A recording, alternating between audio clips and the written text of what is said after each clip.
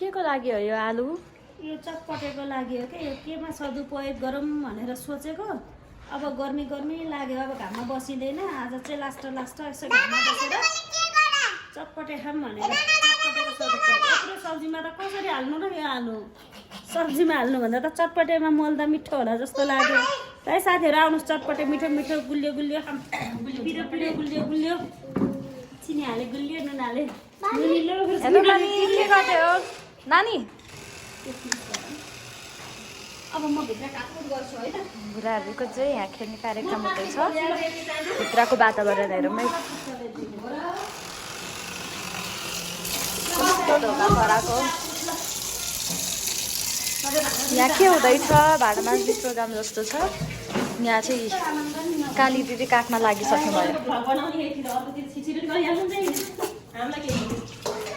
साथीहरू यो चाहिँ चटपटेको तयारी हुँदैछ। आऊ है साथीहरू, चटपटे खाऊँ, घाममा बसौँ, चटपटे खाऊँ।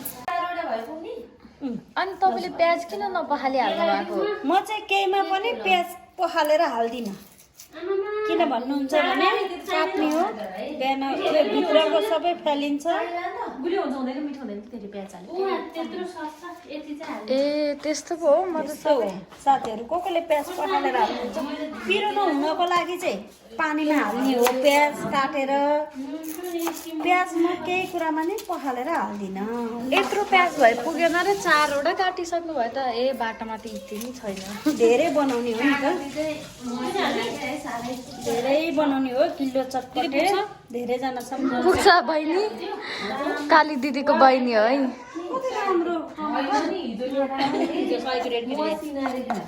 कस्तो राम्रो टमाटर। सुन्नुभयो साथीहरू, तपाईँहरूकोमा चाहिँ कति रुपियाँ केजी छ टमाटर भनिदिनु है। ओहो कति हल्ला नेपाली हो नि। यस्तो न चटपटेमा हल्ला नभए त फेरि छटपटे हुँदैन। हरियो खुर्सानी कस्तो आज सानो सानो गरेर चाहिँ मैले गिलो चटपटे बनाउन जाँदैछु। कस्तो एउटा काट्न आएन कि के हो? होइन, यो चक्कु पनि अर्कै रहेछ, तर लाग्ने चक्कु रहेछ दामी। त्यसैले अहिले जस्तो काट्यो त्यस्तै त्यस्तै स्वाद हुन्छ है साथीहरू। यो स्वाद प्याज कटाइमा पनि भर पर्छ, केमा कस्तो स्वाद हुन्छ भनेर। आलु प्याज भनेको चाहिँ जस्तो सब्जी हो त्यस्तै कटाइ गर्नुपर्छ। म चाहिँ यस्तो गर्दैछु प्याजको लागि। यो चाहिँ टमाटर पनि हाल्नुपर्छ। टमाटर नि मसिनो बनाउनु भएको छ। मसिनो चाहिन्छ कि सबै कुरा। यो सबै खुर्सानी हाल्ने हो? यति नहाले त चटपटे खाएको मजै हुँदैन नि। यति खुर्सानी नहाले त नामै त चटपटे, पिरो अमिलो। ल बधाई छ। काट्न त खासै नआउने नै रहेछ। नआउने होइन, आज यो चक्कुले अलिकति धोका दिइरहेको छ कि मलाई साथीहरू। अलिक ठुलो चक्कु ल्याउ त माया, म कति मजाले काटिदिन्छु। ल हेर काट्या पा। अब यसमा धुलो खुर्सानी हाल्दा बच्चाहरू पनि धुलो खुर्सानी हाल्यो भने त पेट पोल्छ। प्याज र गोलभेडा चाहिँ यति भएछ। खुर्सानी यति, कागती काट्नै बाँकी छ। अक्कल धनियाँ भयो होला, कस्तो मिठो बास्ना आएको। खुर्सानी र धनियाँको चाहिँ बास्ना मिठो। यो सबै धनियाँ हाल्ने हाल्नुपर्छ। एक बाटा बनाउँदा यो धनियाँ कहाँ हराउँछ। खानु पर्यो नि साथीहरू, दामी होइन? वाउ जस्तो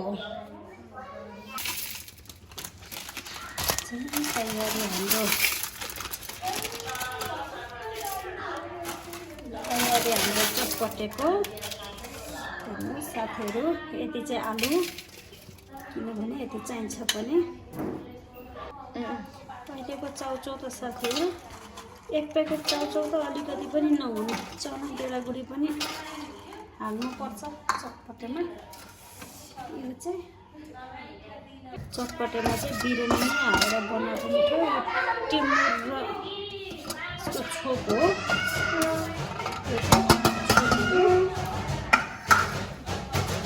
चाहिँ धनियाँ है साथीहरू, यस्तो धनियाँले त चटपटे नै पुरी नै भयो त। धनियाँ स्वाद कति मिठो हुन्छ। कस्तो बास्ना आएको है। लोकल धनियाँ रहेछ कि काठमाडौँमा लोकल धनियाँ पाइँदैन भनेर पाइने रहेछ ए र त नि यतातिर त यस्तो लोकल त नपाउनु पर्ने साथीहरू, यस्तो यस्तो हुन्छन्। अब कागती चाहिँ जहिले पनि यसरी काट्नुपर्छ, यसरी काट्यो भने निचर्न सजिलो। यो पनि लोकल कागती हो, गाउँबाट टपक्क टिपेर ल्याएको। यो चाहिँ यसरी काट्यो भने निचोर्दा रसी यसरी यस्तो हुन्छ है। कति धेरै सानो देखे पनि रस चाहिँ साह्रै मजाले आउने रहेछ।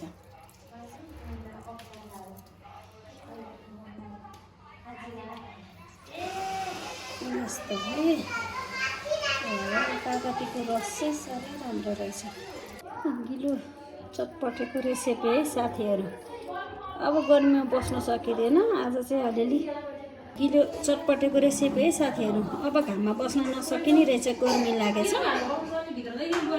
अनि चाहिँ यो अब आज टक्क चटपटे खाने अनि घाममा बस्न बन्द। सुरुमै निकाले भयो हुन्थ्यो नि त कागतीको गेडा। यसमा छ भने थाहा भएन, त्यो चाहिँ निकाल्न मिल्छ। कागतीको रस चाहिँ दामी, यसमा अमिलो चाहिँ भइसक्यो होला, तर मैले राम्रो लागेर निचरेको निचरै छु। वा अब चाहिँ भयो, 3-4वटा हालिसक्यो। धेरै अमिलो पिरो पनि खुर्सानी बेसरी लागेको छ। के हेर्ने बाबु, के हेर्ने? पहिलोपल्ट चलाउँ है। काली दिदी तिम्रो को छिटो भन। आमा मम्मीको माया लाग्छ कि लाग्दैन?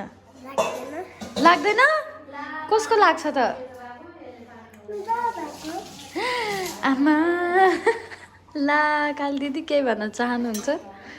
दुःख पाउने मम्मीले हुर्काउने बढाउने, ए छोराछोरी बिरामी भयो भने रातिभरि कस्तो खाउ आमाले हेर्ने माया बाबाको, बाबा चाहियो, बाबासँग आएपछि मम्मी बिर्सिनु। आजभोलि त्यहाँ बच्चाहरू वा साथीहरू यत्तिकै नै खानुपर्छ कि क्या हो? खास खाने चाहिँ भुजा नहालेर खानु भनेको चाहिँ यस्तो है साथीहरू, चटपटे छ। तर यसमा भुजा हाल्दा यही कलर कति नराम्रो हुन्छ। साथीहरू मोलिसकेछु, नुनै हाल्न बिर्सिएर। झन्डै आज मैले चटपटे मिठो छ भनेर यस्तै पाइनँ। रक्कले नुन लगाउने भुटेको यस्तो चना पनि मिठो हुन्छ नि साथीहरू, लगाउने।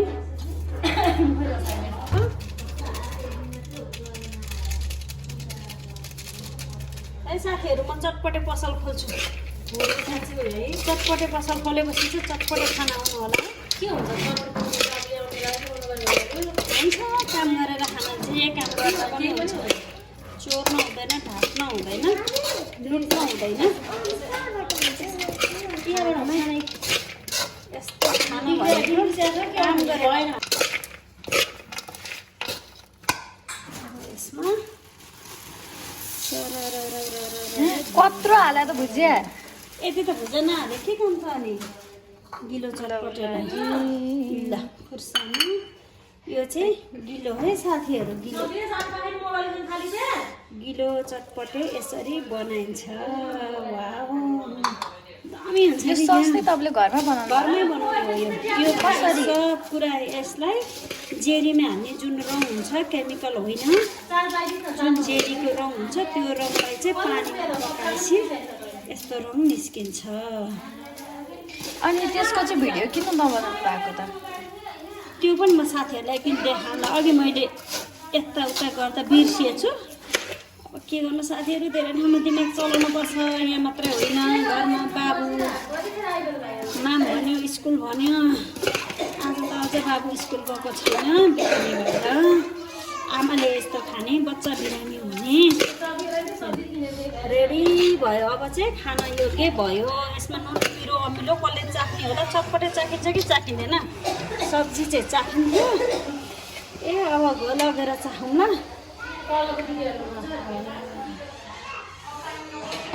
कस्तो भएको रहेछ चटपटे? यो चटपटे कस्तो भएको रहेछ? यो चाहिँ भुजिया बिनाको कतिखेर?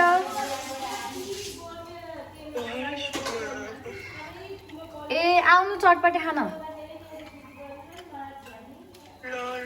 अलि चाहिँ सोध्नलाई जम्मै गाईहरू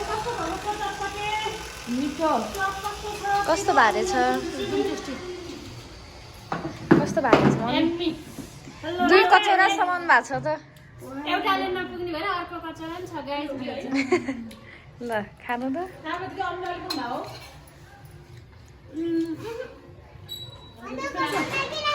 कस्तो भएको छ बुनु? बुने कस्तो भएको छ चटपटे? ल हेर्नु न।